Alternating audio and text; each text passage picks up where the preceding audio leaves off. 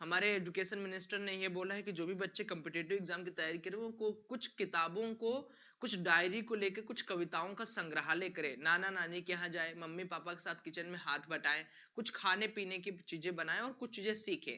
उन्होंने इस चीजों को बताया है कि अगर कोविड काल में आप इन चीजों का संग्रहालय बना लेते हैं तो आपको आने वाले कॉम्पिटिटिव एग्जाम में भी मे बी ये आपको फायदा करेगा। ये मैं नहीं कर रहा हूँ, ये एजुकेशन मिनिस्टर ने अभी आके कुछ देर पहले ये सारी बात।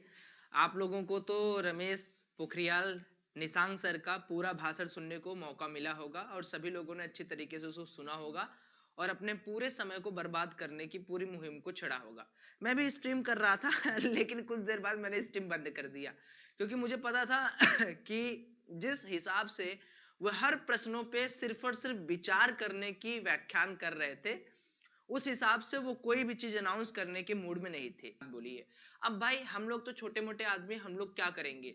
हम लोग के दर्द और बच्चों के दर्द को कोई समझने या सुनने वाला नहीं है, क्योंकि सबसे बड़ा दिक्कत इस बात का है कि हमें पता होना चाहिए ना यार कि एग्जाम हमारा कब होगा, कब स्टार्ट होगा। तो उस चीज के बारे में अभी तक कोई भी क्लैरिफिकेशन नहीं है। बीएससी बोर्ड का जो प्रैक्टिकल एग्जाम है, किसी बच्चे ने पूछा कि भैया हम लोग घर पे रह के प्रैक्टिकल में लैब में नहीं जा पा रहे हैं तो उसकी क्या व्यवस्था की जा रही है, उसके बारे में पूछा गया है कि अगर क्लास 12th के बोर्ड के बच्चे हैं वो प्रैक्टिकल एग्जाम कैसे देंगे।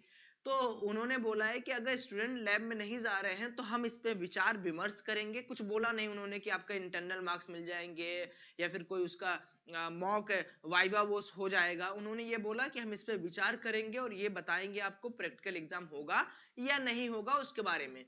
दूसरी बात है सिलेबस रिडक्शन की, कि जेई के एग्जाम में करीब करीब 10 से 20% की सिलेबस रिडक्शन किया जाए।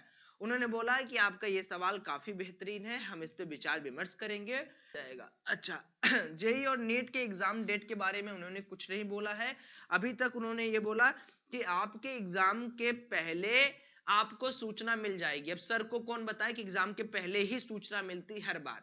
मुझे नहीं पता यार ये किस चीज का आज लाइव इन्होंने लिया था। इतने सारे स्टूडेंट्स थे यार, इतने पेरेंट्स थे जिनका कंसर्न था। एक एम आपका नहीं फिक्स है, एक मोटिवेशन आपको नहीं मिल रहा है, एक आपका गोल नहीं स्पेसिफिक है।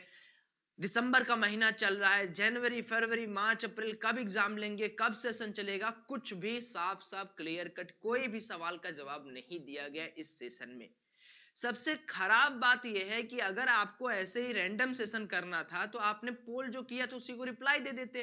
भाई जो आपने बच्चों ने सवाल पूछा तो उसी को रिप्लाई दे देते। यू 1 घंटा आकर चीजों को इतना गोल गोल घुमा कर मिला क्या मजा? ये चीज मुझे नहीं पच रही है, आपको अगर पच रही है तो बताइएगा।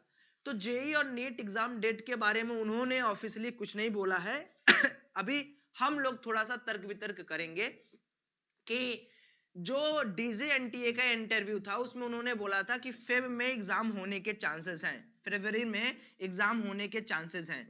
अभी आप जिस हिसाब से ये सारी चीजें चल रही हैं, उन्होंने एक बहुत बड़ी बात बोली है, उसको भी थोड़ा सा हम लोग इसमें एस्टिमेटेड लेंगे। उन्होंने बोला कि प्रैक्टिकल जो सीबीएसई बोर्ड के एग्जाम है और आपके जो जेई हैं उन दोनों में क्लैश ना हो, इसके लिए भी वो थिंक कर रहे हैं, विचार कर रहे हैं।